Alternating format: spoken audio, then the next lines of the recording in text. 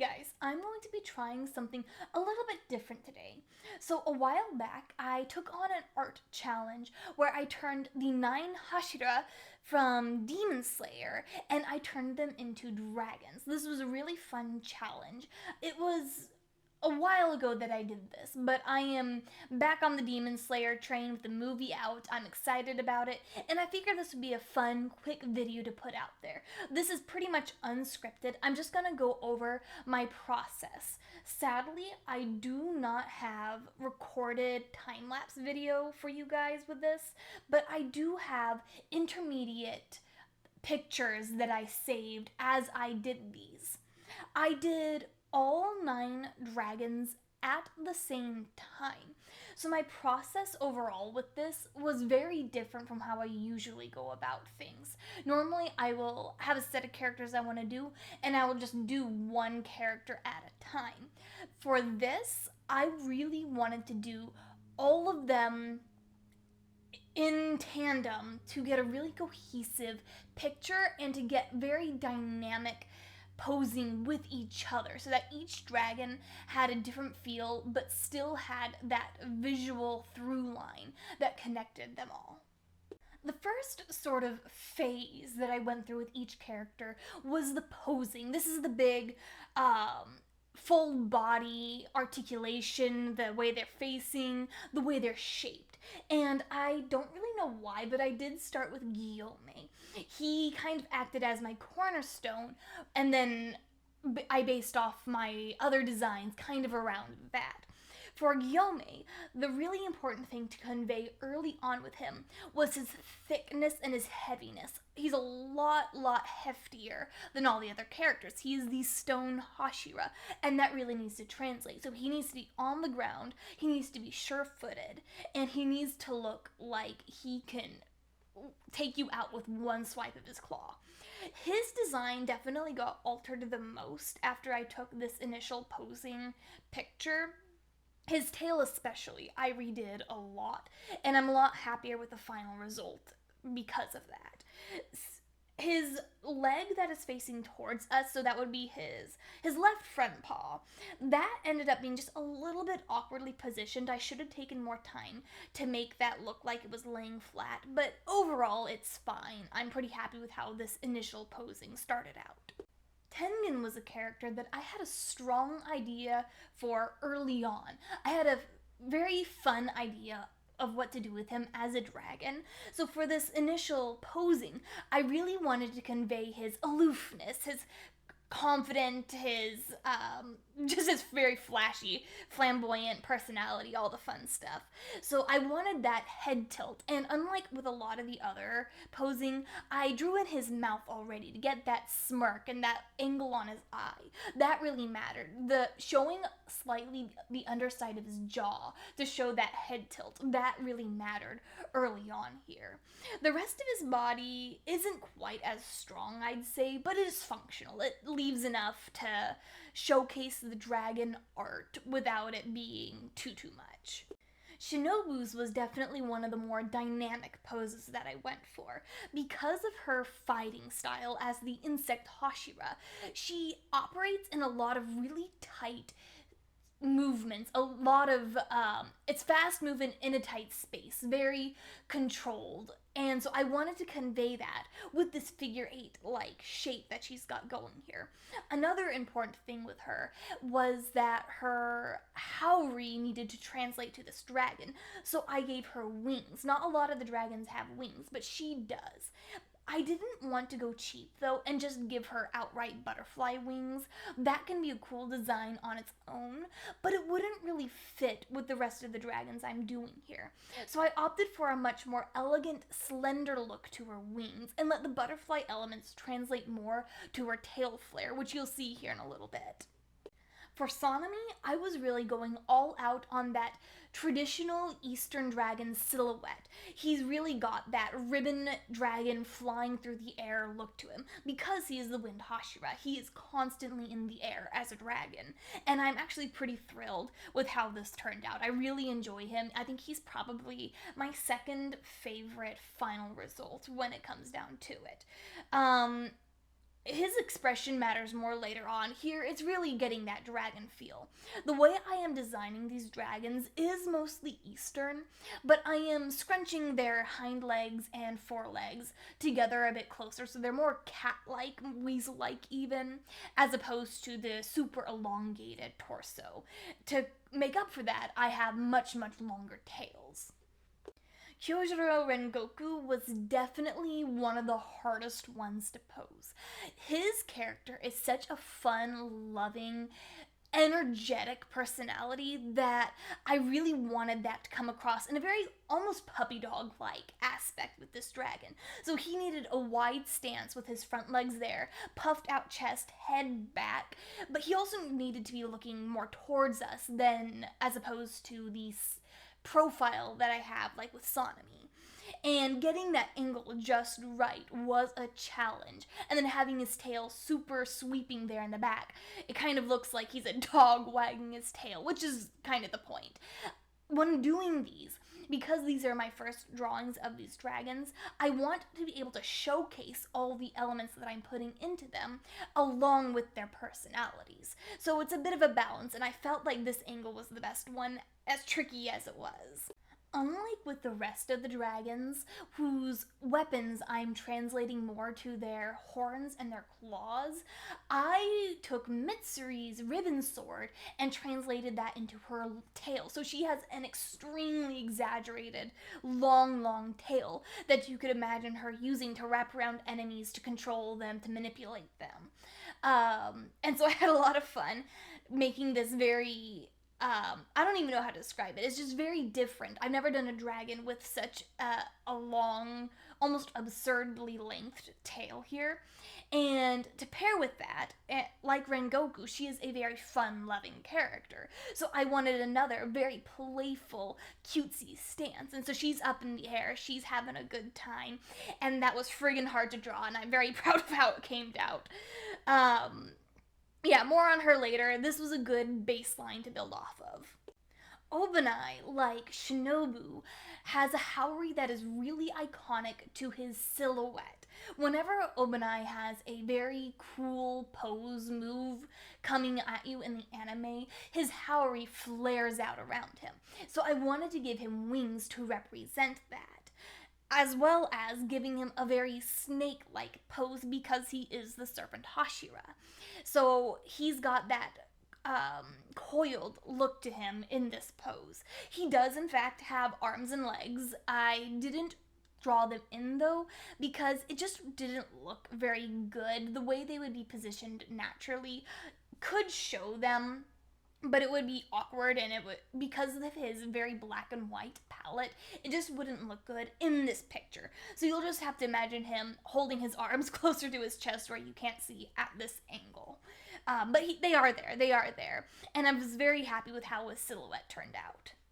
With Muichiro, there were really two big things I wanted to convey early on. The first was his mystified expression and demeanor. He is very absent-minded, he disassociates. And this is in fact Muichiro before he's got his memories back, so he has his amnesia here. And I wanted to convey that in his body language, in his posing.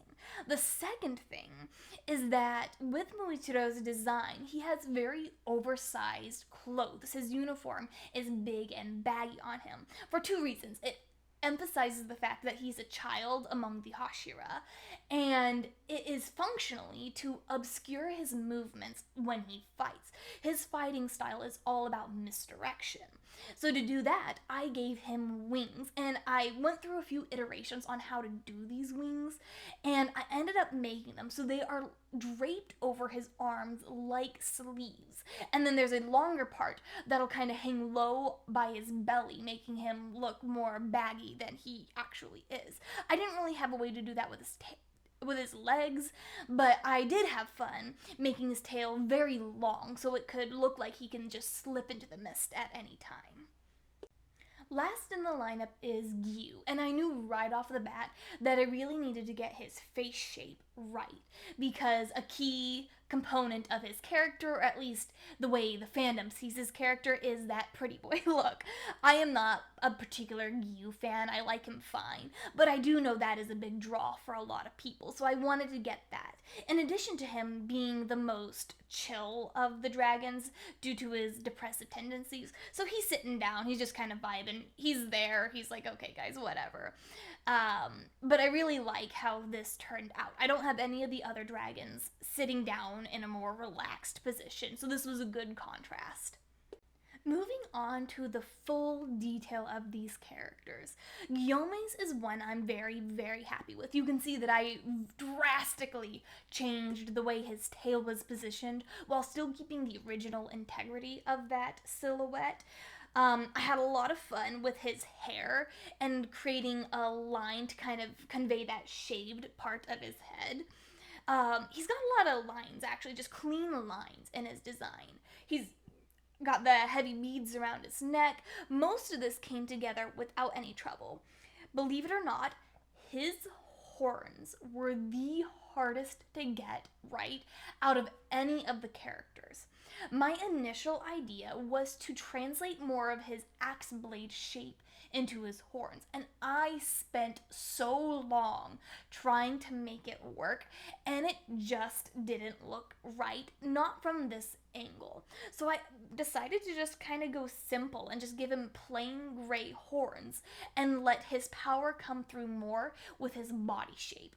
And I'm happy with the result. I don't dislike what I have here.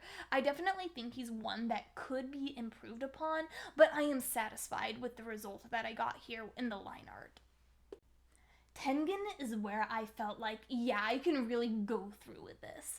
I'm not really showing it here, but I didn't do each character this one-on-one. Like, I didn't go to Guillaume and do all of his line art, then go to Tengen and do all of his line art. I had all 9 tabs open at the same time, and I was adding elements on this character, then going to this character and adding some elements. But I did his Tengen's face very early on, his crown of horns and his hair, and that made me just kind of go like, you know what? I'm liking where this is going. I'm gonna commit to this to the very end. And so he was an early point in my creative journey here that settled in how this was gonna look, how this was gonna feel, and that I was gonna commit. And I did, and I'm happy I did. He didn't, in his final result, turn out perfect, but I do love the way he looks. A little bit that you can't see here is that he, in fact, has an odd number of horns. That smaller one on the top of his head is in fact a central horn, so he has a crown of horns, unlike the rest. And you guys can see how I really worked to get his unique sword shape into that look of his horns, and I'm so happy how it turned out. That was one of the inspirations with making these dragons, was the way I could take their weapons to their horns. It didn't work as wonderfully with all the characters, but with Tengen I was really happy.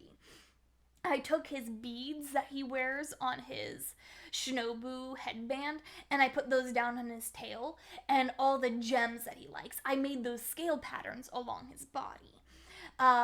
It's a very busy design, I won't deny that, but Tengen, he's the flashiest of them all. He's gotta be busy, he's gotta be dramatic, and I am quite happy with the result here with the line art. Sanemi was pretty time consuming, but his really came together really nicely. His horns were definitely a challenge to get that jagged look right.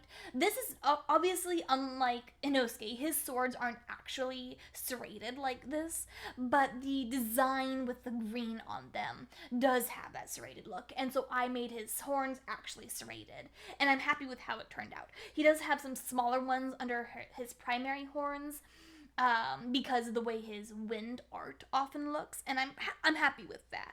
I'm also really happy with how his mane turned out, actually. All of the dragons have hair running down their spine, and his took a while just because it was a lot of detail, but it came together really nicely. Same thing with his tail flare. I was overall, just very happy. Everything came together really nicely for him, even though it took forever. Those scars took a while in their own right. It was a journey, but I sure enjoyed this journey. And his expression, I was really happy with how his expression turned out. That matters with each of these characters. Not all of them are perfect. I'll get to that when I get to that. But his was really good for his character. Adding in Shinobu's details was pretty simple overall. The majority of it is really concentrated to her wings, which I just had to reference her Haori for. Her tail was a lot of fun to design, but again, it was a very simple thing to put together. It just kind of came naturally. Her hair was definitely a little trickier, making it look good because she is a short-haired person. So translating that to a dragon who has a mane all the way down her spine, I wouldn't say it's perfect. It looks a little messier than I feel like Shinobu's hair should look, but it's good enough. And then her horns. So again, the weapon really coming into the way the horns look, with the little barbed tips, very thin and delicate. That's what her horns needed to be to match how Shinobu in the anime has a thin sword all about punctures to deliver the poison. And so her horns here are meant to reflect that. In the line art, they get very lost in her hair, but it comes through more with the color later on. Gyu's design is somehow even busier than Tengen's. His Haori is such an iconic visual for him, and I didn't want to just do his dragon half and half. For one thing, that wouldn't look good with the art because even if I did a frontal view of him, it would be hard to really convey that. Humans have a wide frontal stance, so that looks good on a human. Dragons are like cats or snakes, and they don't have as wonderful as of a frontal view. They are much more aesthetically pleasing from a side view. So for Gyu, I really wanted to have his base be the maroon of his sister's Haori, and then have scale patterns that are the green and yellow orange of Sabato's Haori. And on his tail, it isn't even half and half, but on his body, it's more red on his front and then more patterned moving towards his tail and his legs. I'm really happy with how that element came out. His tail flare, I really wanted it to look more like an exaggerated fishtail for that water. And his hair, I'll kid you not, his hair was so much fun to do. I could just let it be disheveled, and it turned out. His horns were something I decided to wing it with his horns. Unlike all the other characters where I had a strong idea, I just kind of went, yeah, this looks good. This contrasts well with his hair. And it really more lines up with the way his water breathing style looks with the waves, as opposed to his sword itself, because his sword is just a sword.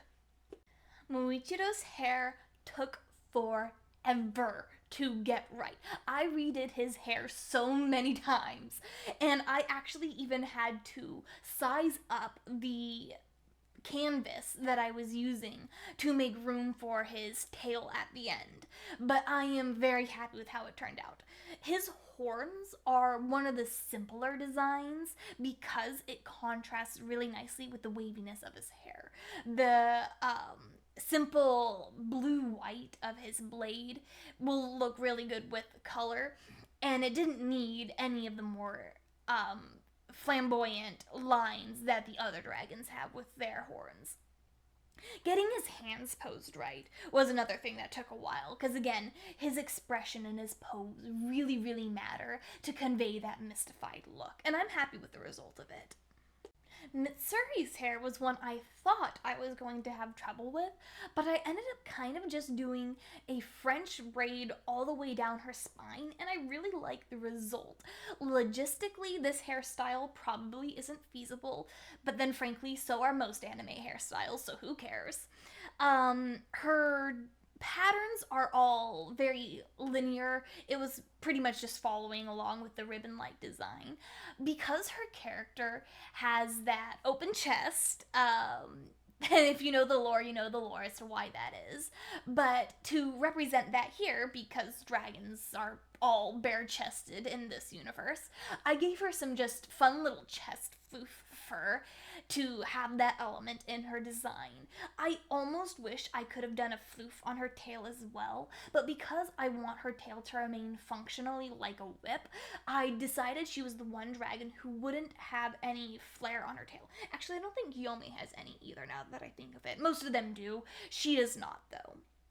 Her horns, because her style is love breathing, I really just kind of had fun making it very heart like shape in the way that they curled inward. And I'm very happy with the result. I think she's very cute, fun little dragon. Kyojiro's horns were a challenge in their own right. Weirdly enough, Gyome's were still harder because I was trying to hold on to that initial axe blade idea. His were hard just because creating a branching antler design like this and then rotating it so that they are both slightly different angles takes a lot of time and forethought to make it look right. And I feel like they're still definitely almost too stiff looking, which is weird considering that antlers and horns are all very solid, hard objects. But I've seen a lot of antlers in my life. My family hunts, and there's a certain elegance to those that has almost a flow to it that these antlers just don't have, but I still think that they suit Rengoku just fine, so I don't dislike how they turned out. And then, of course, his tail has that very dramatic frill to it. Honestly, I think his is the biggest out of all of the characters, and it is pulled straight from his Haori. That should be clear from the get-go. So this was time consuming. I went all in on Obane's stripes, and I am happy I did. I had a ton of fun with the very choppiness look to his hair. I love how his tail frill came out. His mane down his spine was a little bit trickier, but I'm very happy with how it turned out as a contrast to the very streamlined stripes on his wings and body. So, to help break up the pattern, I, again, like his Haori has, the um, stripes go against each other at the very ends of his sleeves and the end of his Haori. Kept that in the wings. Very crucial there so it doesn't all blend into each other. But then for his body, instead of going perfectly vertical with his stripes actually go down at an angle, more like a candy cane. He's a black and white candy cane in this picture. And of course, I brought in his mouth wrappings, even though he's a dragon. They would not actually physically hold to his face so wonderfully here as they are drawn. That just wouldn't work. But it's fiction, so who cares? And then Kaburamaru, he had to be in the picture. I didn't have him in the initial posing, but I like how he turned out here. Hooray! We're at the final result for each character. Gyome is, I'd say he's at the upper mid range with how happy I am with these characters. I am thrilled with how his colors came out. That very pistachio green that he has. I was a little bit sad that I didn't have a good way to incorporate the purple undershirt that he has that only ever really shows on his chest in his character. And I just didn't include it because it wouldn't look very good. I'm very happy with how the bold white stripe contrasts with his gray belly, though. I love how that turned out. The red beads stand out great.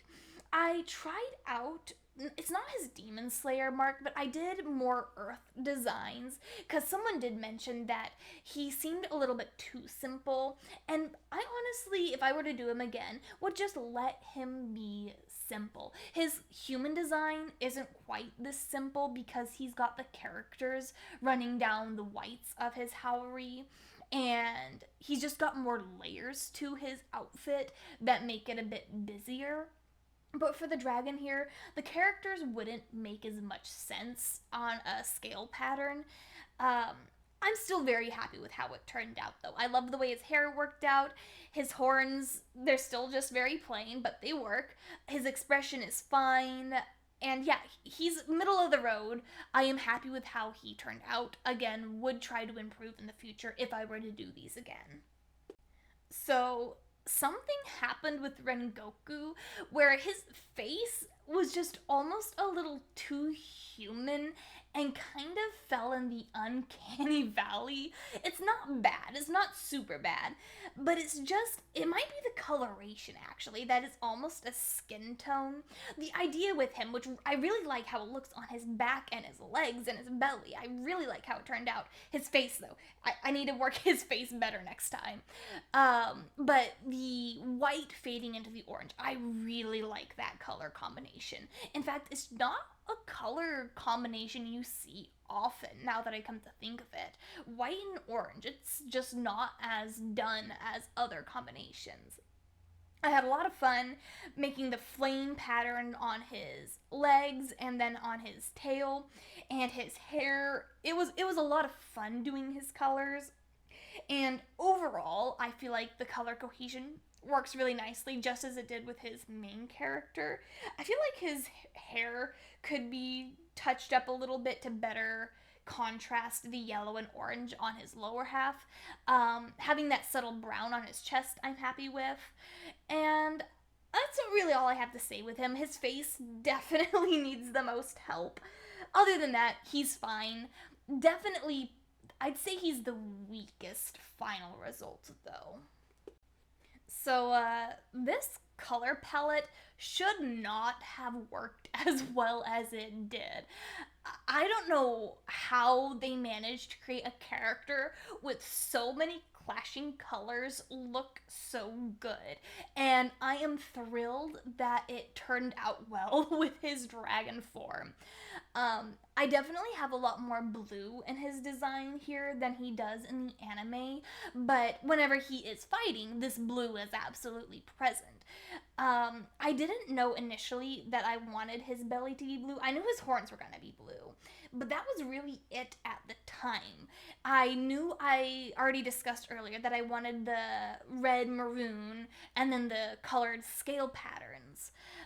But the blue really pulled it all together, and I'm really happy with how that looked. I had a bunch of fun with his tail flare, going through and adding in those layers of shades to really emulate the art style of the water breathing, and I'm just really happy with how Gyu turned out. I think he is probably one of the top three of all the dragons that I did here.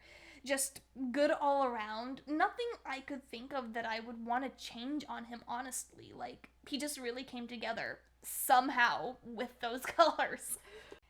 Sonomy has the opposite problem of Gyu, where his predominant color identity is just white. He has the green when he is fighting it on his sword, but most of the time, Sonomy is just white. White Howry, white hair, pale face.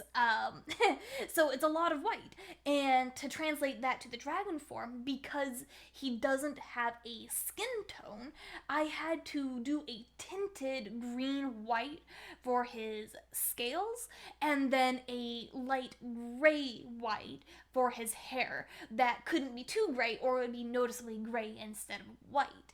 To really help divide the colors, I did the green stripe down his back, and with his belly, that very, very dark gray. That kind of gets lost in the background, but oh well. I don't think I've mentioned this before, but all of the dragons' bellies are supposed to be these dark, off-gray colors because they are to represent their actual Demon Slayer uniforms, which are all the standard Demon Slayer uniform, just slightly colored differently, different hues off of the black gray. Anyway, his scars took a little bit to get right as well because they couldn't be pink. I had to make them look like they were a part of his scales and not a eyesore pink flesh wound. And I like the final result. He is actually, like, I'm really happy with how Sonomy came out. The more neon colors of his horns contrasting, the darker, more natural greens on his body. He's probably my second favorite of all of my dragons. I am thrilled with the final result. So Tengen is a lot. He is a very bold color, and it doesn't quite work as cohesively as Yu's ended up working. I need something to really separate the dark purple of his hands and his belly as opposed to his main scale color. I really like how the gems stand out on his main body, having those more polka dot look with the gems. I like how that turned out. I like all the colors individually. I love how the amber stands out with his horn color and his jewelry. Something between the purples, though, just didn't quite work right. So with Tengen, I have the problem where both he and Sanemi have white as one of their primary colors. But unlike Sanemi, Tengen has a lot of outfits where he actually has these shades of purple in them. You see this when he is trying to sell Tanjiro, Zenitsu, and Inosuke in the entertainment district. You see this in his flashbacks with his wives. And so I was pulling more from those color palettes. I don't think it turned out bad, but something is just imbalanced about it. Something with his colors just needs to be tweaked because right now it just doesn't quite work. And that's a shame because the line art for him was one of my favorites. Oh well, he's definitely in the bottom half because of that, but I still don't dislike how he turned out. Shinobu was my unexpected challenge when it came to colors. Her tail and wings were obviously pretty simple, but getting the purples right, that took ages. I can't even describe why. It just wasn't working. I even changed the hues of my background several times and I just kept going back and changing it. And what I ended up doing was going and adding these light blue speckles on her back. That was not initially planned. And it definitely needed it. And I like where she's at now. I definitely like where she's at now. But getting her hue of purple just right took ages. And I went a lot more in depth with her shading, slightly different tone shifts, lighter and darker. Like, there's a lot more going on with her single base purple as opposed to the other characters' base colors. I'm happy with how her horns stand out against her head. That worked out well. The dusting of purple on her hair, that definitely did not look as well as I would hope. Her hair looks very pretty, very elegant in the anime, and here it's more disheveled than I would like. So if I were to go over her design again, I would try to fix that. And it might just be that I need a more relaxed pose to work with, but I'm still pretty happy with how she turned out. Her eyes are definitely very bug-eyed, but that is how she is in the anime, and so there's not really any fix to that. It looks a little freaky to some people, but that's just how Shinobu's supposed to look, so it's fine. Mitsuri was pretty fun to do. Most of her colors came together really, really nicely. I ended up giving her socks on her legs. Not literal socks, but just the coloring of her socks. I wasn't originally planning to do this, or you would have seen it in the line art, but when I finished her pink, it was just too much of that light pink, and it needed to be broken up some more. So I went in and added the green, and I actually really like how it turned out. It's definitely not a very typical dragon design, but I like how the colors turned out. Sadly, her face kind of runs into the same problem as Kyojiro's face did, where it just looks a little off, and it might be because of the pale coloring. I think it's the way I have her cheek shaped with her forehead there in that one corner. Other than that, though, I'm pretty satisfied with her end result. And here concluding us is Muichiro, and I am so happy with how his design came out. His color palette It's simple, but it just works so well.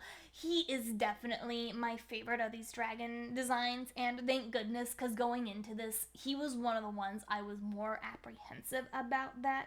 I ended up reshaping his face a lot between his initial posing and his line art. I think I shortened his snout a lot, especially because once I started drawing in his bangs, it changed the shape of his head a lot.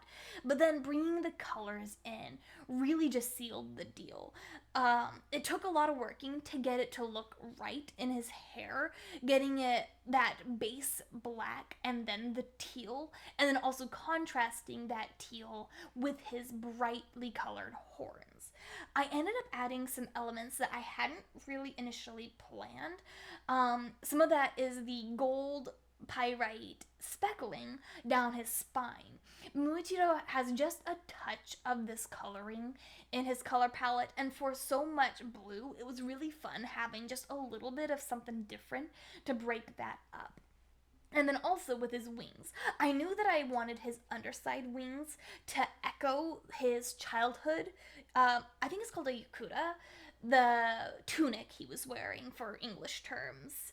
But then the outside of the wing, I actually didn't initially plan to do this, but I decided to fog up the ends of it to break its silhouette against his body so it didn't just blend in. His claws really are bright against his scale pattern, and I think he's the only one whose body color is darker than his belly. Again, I am very happy with his final result. So those are my 9 Hashira dragon designs. I hope you guys all really enjoyed this. Again, there's gonna be mistakes in this video with my speech and all that. I kind of just did it all in one take. And I appreciate anybody who is at this point listening. Looking at the time, it's 35 minutes long. I hope you guys enjoyed the dragon designs themselves. You can always go to my Reddit to look at them as long as you want. And I do, in fact, actually have a fanfic that I've neglected for the past few months written that centers around these. So these designs were drawn with the intent of a story behind them. I won't get into that here. This video is long enough. Thank you all once again. Have a good one.